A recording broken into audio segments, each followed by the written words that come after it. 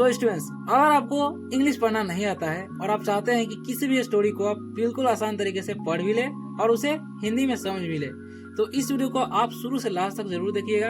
आपको पता चल जाएगा कि कैसे इंग्लिश से हिंदी किया जाता है और कैसे एक एक वर्ड का उच्चारण किया जाता है और कैसे उस वर्ड का मीनिंग निकाला जाता है।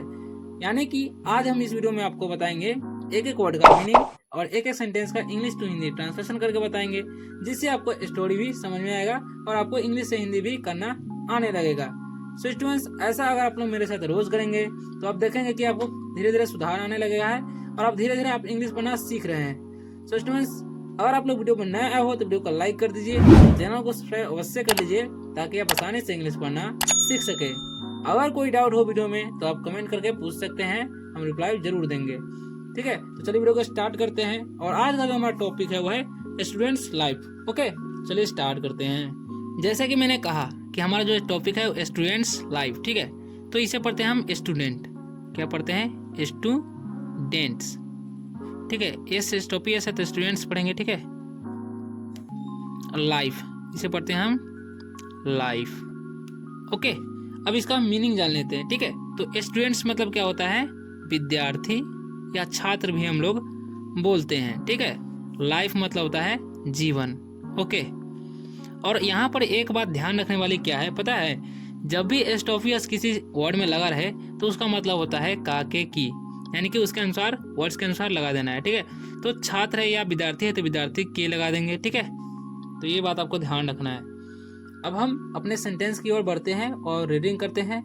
आपको भी मेरे साथ पढ़ते रहना है। ठीक है, तो लिखा हुआ है यहाँ पर पहला सेंटेंस, यानी कि पहला वर्ड है स्टूडेंट्स। ठीक है, स्टूडेंट्स।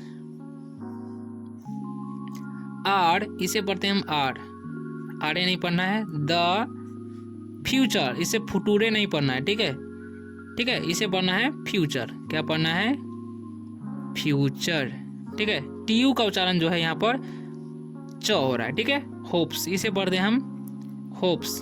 ठीक है, ऑफ ओ अकेला रहे और उसके साथ एफ रहता है या कुछ भी रहता है, यानी कि दो लेटर के साथ ओ पहले रहता है तो उसका तरह ओ हो जाता है। ठीक है, तो ऑफ पढ़ेंगे। ठीक है, ए अकेले रहे तो उसका उच्चारण ए होता है। ठीक है, तो ऑफ कंट्री इसे कंट्री नहीं पढ़ना है, इसे पढ़ते हैं हम कंट्री। ठीक है, तो ये बात आपको ध्यान रखना है और इसी तरीके से पढ़ना है।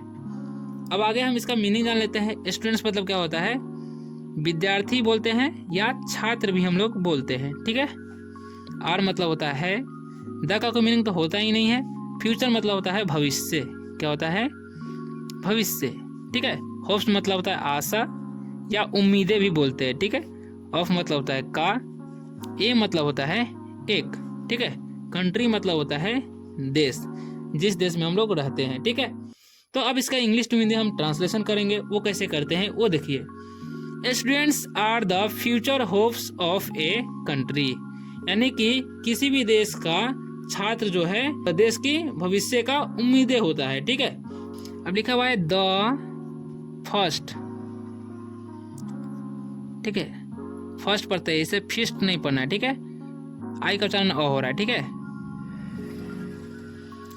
यहाँ पर ए एन है तो ए का उच्चारण ए हो जाएगा, एन से हो जाएगा न, डी कटा तो एंड। फोर इसे पढ़ते हैं हम for, M O S T है तो मोस्ट, फोर मोस्ट। ठीक है, फोर फोर हो गया मोस्ट। ठीक है, फोर मोस्ट। ड्यूटी इसे पढ़ते हैं हम ड्यूटी। ठीक है, ड्यूटी नहीं पढ़ना है नहीं तो गलती हो जाएगा। Okay, of a student. ठीक है, स्टूडेंट। Is to study. ठीक है, स्टडी। And acquire. ठीक है, इसे पढ़ेंगे हम एक्वायर। ठीक है, नॉलेज। ठीक है, के एन ओ से हो जाएगा नो। ठीक है, एल ई डी जी से लेज तो नॉलेज। ओके, तो ऐसे पढ़ना है। अब हम इसका मीनिंग जान लेंगे। ठीक है, क्या मीनिंग जान लेंगे? द का कोई मीनिंग नहीं होता है। फर्स्ट मतलब होता है प्रथम या पहला। ठीक है, एंड मतलब और। फॉरमोस्ट मतलब होता है, फॉरमोस्ट मतलब होता है अधिकांश के लिए। ठीक है, फॉरमोस्ट मतलब अधिकांश के लिए। ठीक है, और ड्यूटी मतलब होता है कर्तव्य। क्या? कर्तव्य होता है, ठीक है। ड्यूटी मतलब कर्तव्य होता है, ठीक है। अब आगे हम बढ़ते हैं।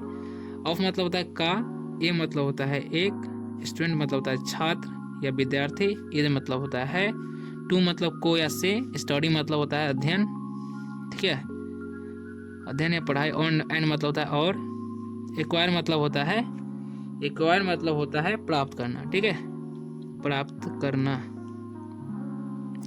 नॉलेज मतलब होता है ज्ञान, ओके। तो हम इसका इंग्लिश टू हिंदी ट्रांसलेशन कर लेते हैं।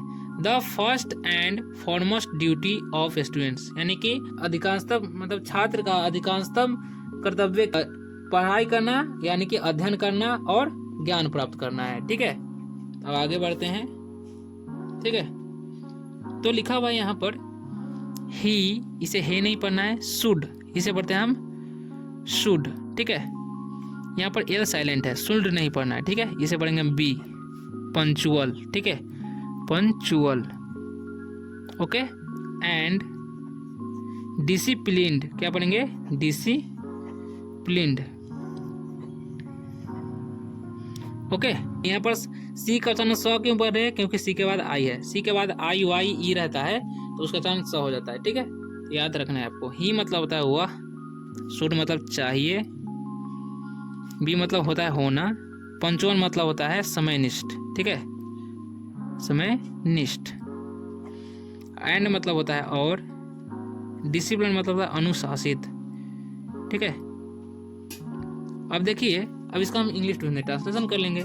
ही should B punctual and discipline, यानी कि उसे, यानी कि विद्यार्थियों को, ठीक है, उसी के बारे में बोला जा रहा है, उसे समयनिष्ठ और अनुशासित रहना चाहिए, ठीक है। अब आगे बढ़ते हैं हम लोग। A student should go to bed early, ये अर्ली नहीं पढ़ना है, ठीक है, एंड वेक अप, ठीक है, wake up early, okay.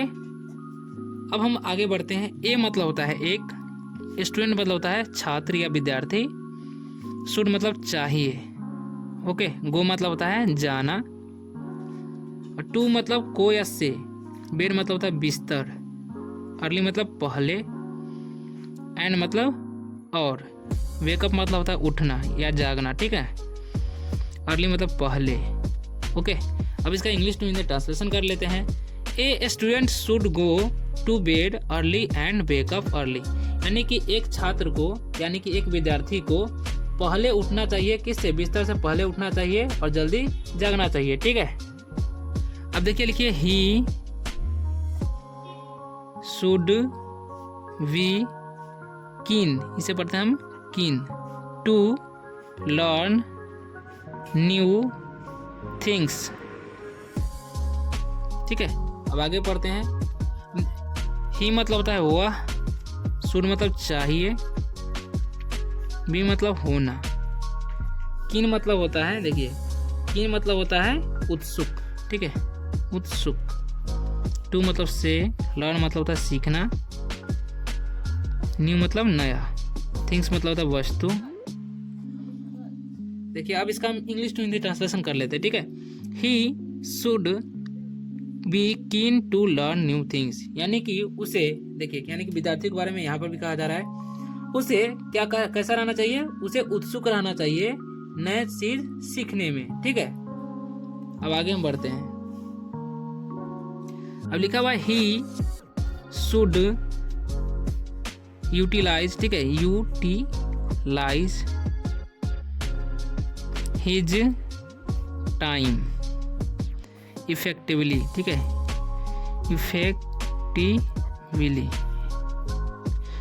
Effectively, ठीक है। अब इसका मीनिंग जानते हैं, ठीक है। ही मतलब होता है वह, शुड मतलब चाहिए, यूटिलाइज मतलब होता है, यूटिलाइज मतलब होता है उपयोग, ठीक है, हिज मतलब उसके, टाइम मतलब समय, इफेक्टिव मतलब प्रभावी रूप से, ठीक है, प्रभावी रूप से, ठीक है। बी साइड्स, इसे पढ़ेंगे हम बी साइड्स, ठीक है, स्टडिंग, स्टडिंग, ए स्टूडेंट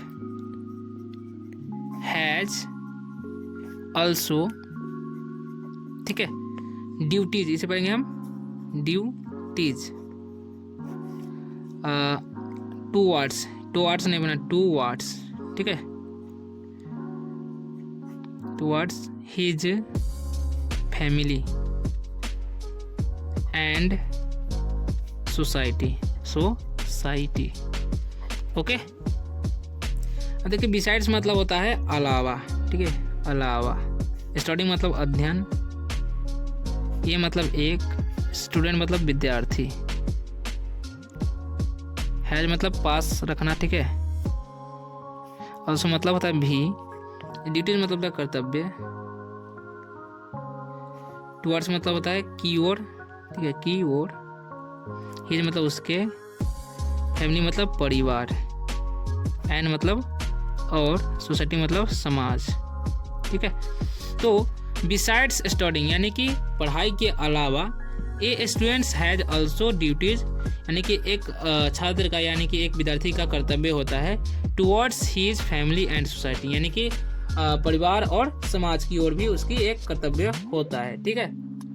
अब देखिए यहाँ पर लिखा हुआ है ही शुड फॉलो, ठीक है, फॉलो द एडवाइस, ठीक है, एडवाइस पढ़ेंगे, ठीक है, एडवाइस, क्योंकि सी रहता है तो सी का उच्चारण जो है स होता है, ठीक है, याद रखना, ऑफ हिज